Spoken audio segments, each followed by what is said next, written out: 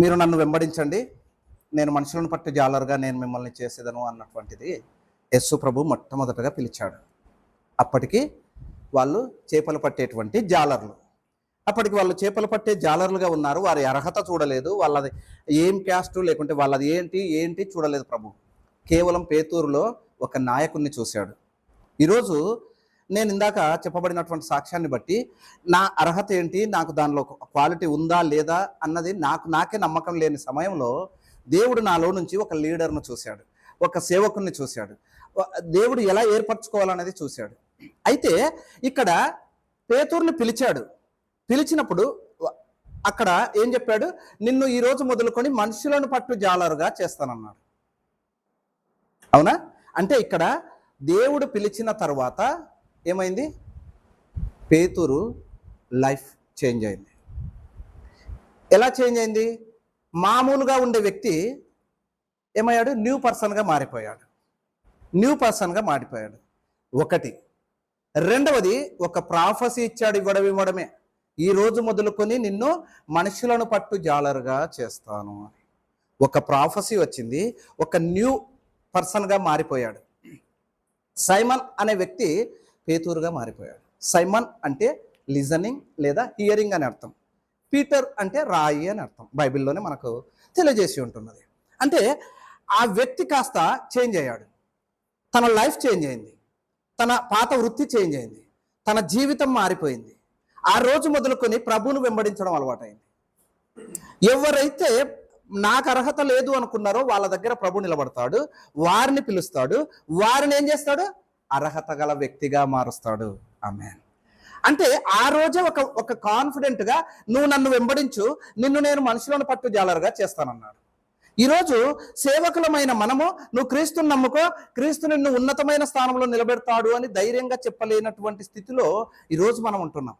కానీ ప్రభు ఎంత కాన్ఫిడెంట్గా చెప్పాడంటే ఆయన ఒకే ఒక్క మాట, నువ్వు ఈరోజు నుంచి దాన్ని మనుషులను పట్టు జాలరుగా చేస్తాను అన్న మాటను మాత్రమే దాన్ని చెప్పాడు. అంటే న్యూ పర్సన్, న్యూ ప్రాఫెసీ.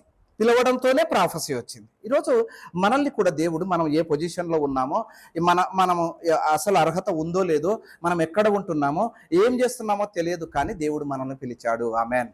దేవుడు మనల్ని పిలిచాడు. దేవుడు మనల్ని పిలిచిన తర్వాత మన మీద మనకే డౌట్ వచ్చిన సందర్భం వస్తుంది. మన మీద మనకే డౌట్ వస్తుంది. మనకే డౌట్ వస్తున్న సమయంలో ఇంకొకటి, పిలిచినటువంటి వ్యక్తి ఒక ధైర్యవంతుడు కూడా కాదు, ఒక పిరికివాడు, ఒక భయస్థుడు. అంటే నీళ్ళ మీద యేసుప్రభు రా అన్నప్పుడు భయంతో కిందికి చూశాడు. తర్వాత యేసుప్రభు ఎవరో నాకు తెలియదు అని బొంకాడు 3 సార్లు. అంటే డేరింగ్గా నిలబడే వ్యక్తి కూడా కాదు, కానీ దేవుడు మాత్రం నిలబెట్టాలనే ప్రణాళిక దేవునిలో ఉంది. ఒకటి, నీళ్ళ మీద నడిచేటప్పుడు భయపడ్డాడు, మునిగిపోతానేమో అని, అంటే భయం ఉంది. తర్వాత యేసుప్రభు ఎవరో నాకు తెలియదు అన్నాడు. అప్పటి వరకు ప్రభువును వెంబడిస్తూ నాకు తెలియదు అన్నాడు. అంటే దాన్ని బట్టి ఏమైంది? భయం ఉంది, ధైర్యం లేదు. ధైర్యం లేదు. తర్వాత ఏంది? ఇందాక చెప్పబడినట్టు బొంకడం, అబద్ధం చెప్పడం, ఇన్ని క్వాలిటీస్ ఉన్నాయి. అయినా సరే దేవుడు ఏం చేశాడంటే పేతురును మనుషులు పట్టే జాలరుగా చేయాలనేది దేవుని ప్రణాళిక.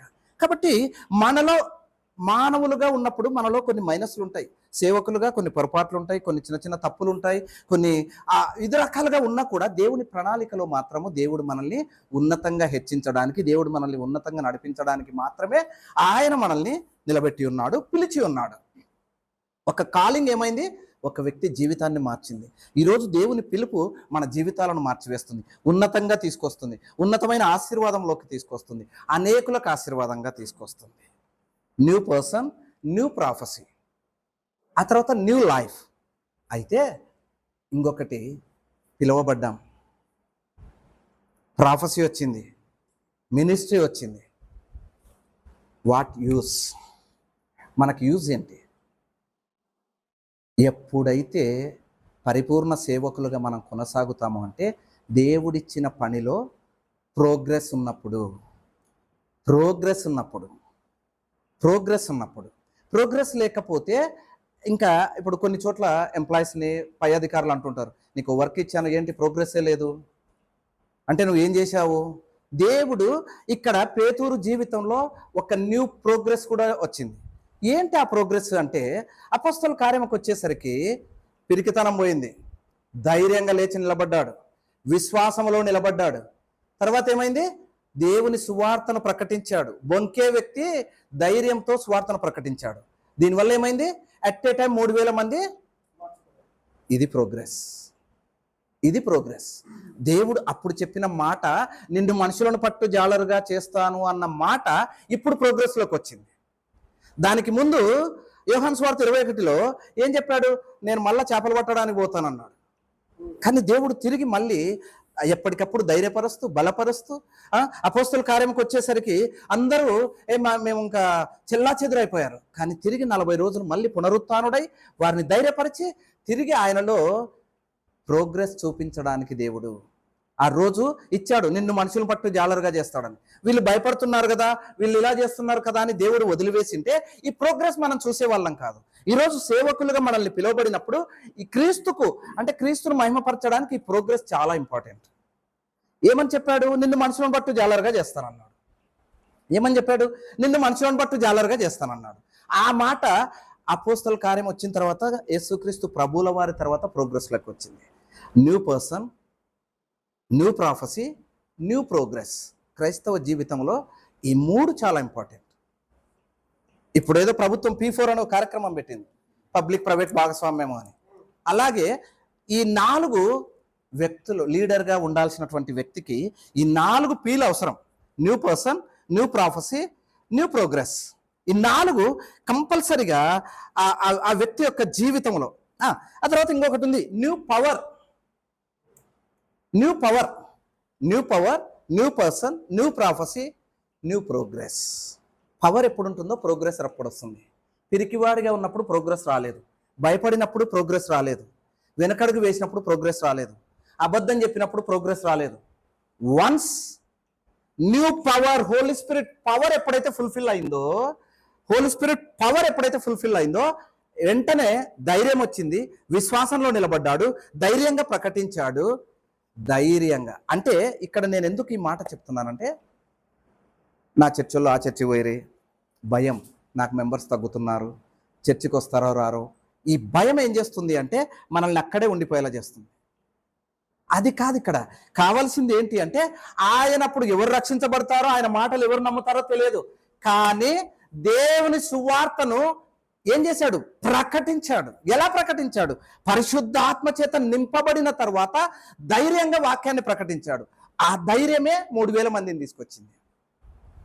వస్తారో రారో, నాకు వాక్యం చెప్పనీకి వస్తుందో రాదో, నాకు సరిగ్గా మాట్లాడనీకి వస్తుందో రాదో అన్నటువంటి భయంతో ఎప్పుడైతే ఉంటామో పరిచర్యలో ముందుకెళ్ళలేమో. తర్వాత చాలామంది ఈరోజు నాకు తెలిసిన, నాకు క్లోజ్ అన్నటువంటి వాళ్ళే చాలామంది ఎవరినన్నా సేవకుల్ని పిలిస్తే డైవర్ట్ అయిపోతారేమో, వీళ్ళు అలా అవుతారేమో, అలా ఇలా ఇలా అనే భయంతోనే ఏమవుతుంది అంటే, ఎక్కడ ముందు దేవుళ్ళు ఎదగడమో, దేవుడు నాలో హోలీ స్పిరిట్ ఉన్నాడు, దేవుడు ఎవరిని రాబట్టాలో వాళ్ళు వస్తారు, నా సంఘం నిండిపోతుంది అన్న కాన్ఫిడెంట్ కన్నా ఉన్నోళ్ళని కాపాడుకుంటే చాలు, వచ్చిన వాళ్ళని కాపాడుకుంటే చాలు, చెల్లా చెదురు కాకుంటే చాలు అన్న భయం ఏం చేస్తుందంటే మనిషిని ముందుకు వెళ్ళనివ్వట్లేదు. కానీ పేతురును చూసి మనం ఏం నేర్చుకోవాలంటే, ఫస్ట్ భయపడ్డాడు, బొంకాడు, అసలు యేసు ప్రభువే తెలియదన్నాడు. తర్వాత నీళ్ళని చూసి భయపడి మునిగిపోసాగాడు. ఇన్ని డిసడ్వాంటేజెస్ ఉన్నా కూడా ఎప్పుడు ఆయనలోకి వచ్చింది అంటే, వన్స్ హోలీ స్పిరిట్ ఫుల్ఫిల్ అయిన తర్వాత పవర్, న్యూ పవర్ అనే మాట చెప్తున్నా. ఆ న్యూ పవర్ ఎప్పుడైతే వచ్చిందో, పరిశుద్ధాత్మ చేత ఎప్పుడైతే నింపబడ్డాడో నిలబడ్డాడు. పరిశుద్ధాత్మ చేత నింపబడిన వ్యక్తి ఇంకా ఎన్ని ఎదురైనా నిలబడతాడు, ప్రకటిస్తాడు, ధైర్యంగా ప్రకటిస్తాడు.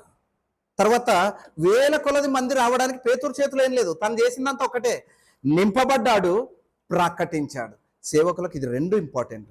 హోలీ స్పిరిట్ చేత న్యూ పవర్ ఎప్పుడైతే మనలోకి వస్తుందో, హోలీ స్పిరిట్ న్యూ పవర్ మనం రిసీవ్ తీసుకుంటామో, వర్డ్ కావచ్చు, అది ఏదైనా సరే, వాట్ ఎవర్, న్యూ పవర్తో మనము ప్రకటించినప్పుడు ఏమవుతుంది? 1000 కొలదికి అది స్ప్రెడ్ అవుతుంది, ఆశీర్వాదం అవుతుంది, వాళ్ళకు అనేకులకు అది ఆశీర్వాదంగా మారుతుంది. అందుకే ఎప్పుడైతే న్యూ పవర్ వచ్చిందో, పర్సన్ మారిపోయాడు, చేపలు పట్టే వృత్తి పోయింది, ఇంకా మనుషులు పట్టే వృత్తి వచ్చింది, అంటే న్యూ పర్సన్గా మారిపోయాడు. తర్వాత న్యూ పవర్ వచ్చింది, తర్వాత న్యూ ప్రాఫెసీ వచ్చింది. ప్రాఫెసీ వస్తుంది.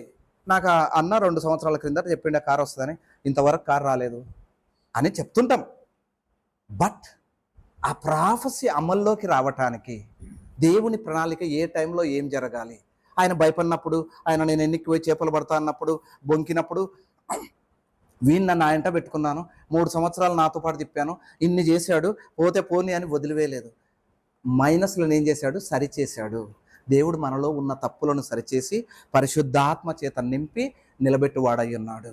ఎప్పుడైతే మనము హోలీ స్పిరిట్ పవర్ చేత రిసీవ్ చేసుకొని నిలబడతామో మన యొక్క స్పీచ్ మారిపోతుంది. ఆ యొక్క దేవుని ప్రకటించడం విధానం మారిపోతుంది. దానివల్ల సంఖ్య వైపు చూడాల్సిన పని లేదు, ఎవరి వైపు చూడాల్సిన పని లేదు. నువ్వు పవర్తో ఎప్పుడైతే ప్రకటించావో ఆటోమేటిక్గా చర్చే కాదు, దేశాలకు మనం ఆశీర్వాదం అవుతాము.